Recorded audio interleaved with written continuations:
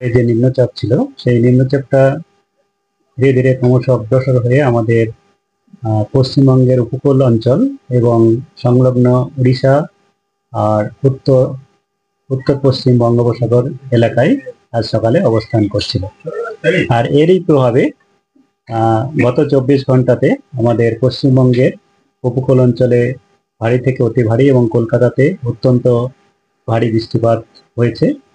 আর কলকাতাতে মূলত যে রাত্রেবেলায় বৃষ্টিপাতটা হয়েছে আজকে, সেটা সময় সব থেকে বেশি বৃষ্টিপাত হয়েছে আমাদের রাত্রি 2:30 থেকে সকাল 5:30, এই সময়ের মধ্যে কলকাতাতে বৃষ্টিপাত হয়েছে 185 মিলিমিটার। আর আমাদের 24 ঘন্টায় কলকাতাতে আলিপুরে যে বৃষ্টিপাতটা হয়েছে সেটা টোটালটা হচ্ছে 251.4 মিলিমিটার। আর 1 ঘন্টা যদি আমি সর্বোচ্চ দেখি, সেটা 98 মিলিমিটার হয়েছে।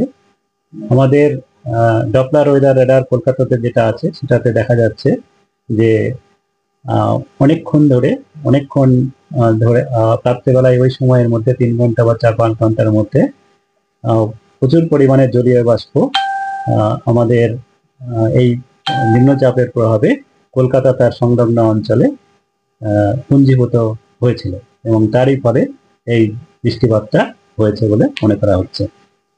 আর আমাদের এই নিম্নচাপের প্রভাবে অন্যান্য জেলাতেও, দক্ষিণবঙ্গের অন্যান্য জেলাতেও হালকা থেকে মাঝারি বৃষ্টিপাত হয়েছে। আর ভারী বৃষ্টিপাত হয়েছে দক্ষিণ 24 পরগনা, উত্তর 24 পরগনা এবং মেদিনীপুর, ঝাড়গ্রাম ও হাওড়া, এসব জেলাতেও যেমন আমরা এক্সপেক্ট করেছিলাম সেরকমই বৃষ্টিপাত হয়েছে। আর এখন যেটা অবস্থান আমি বললাম, আজকে সকালে যে নিম্নচাপের অবস্থান, তাতে আমাদের কাকনিয়া পশ্চিমবঙ্গের উপকূল অঞ্চল, সংলগ্ন উড়িষ্যা এবং উত্তর পশ্চিম বঙ্গোপসাগরে আছে। আর এটি আগামী 24 ঘন্টায়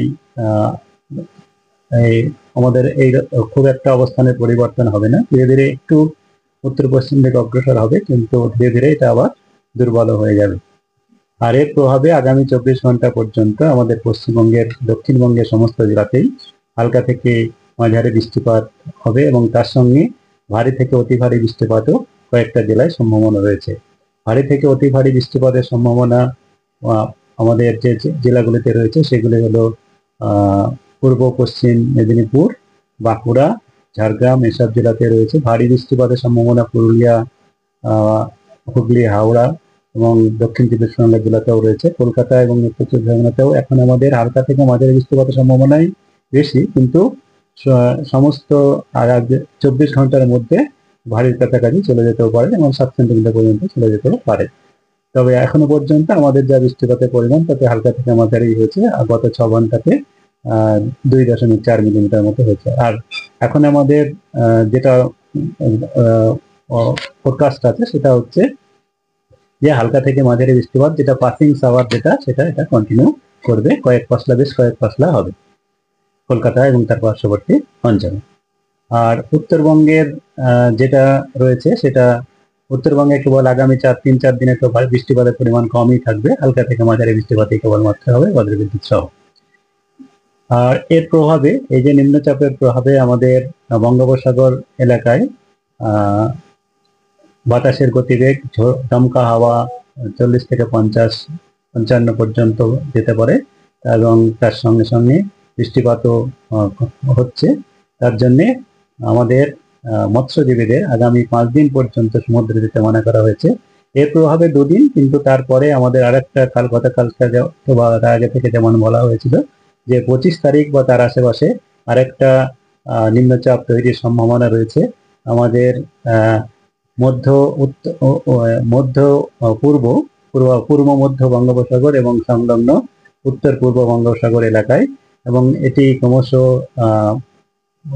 অগ্রসর হয়ে আমাদের উত্তর পশ্চিম এবং সংলগ্ন পশ্চিম মধ্য বঙ্গোপসাগরে আসবে 26 তারিখ নাগাদ, যেটি গভীর নিম্নচাপে পরিণত হওয়ার সম্ভাবনা থাকবে 26 তারিখ নাগাদ। এবং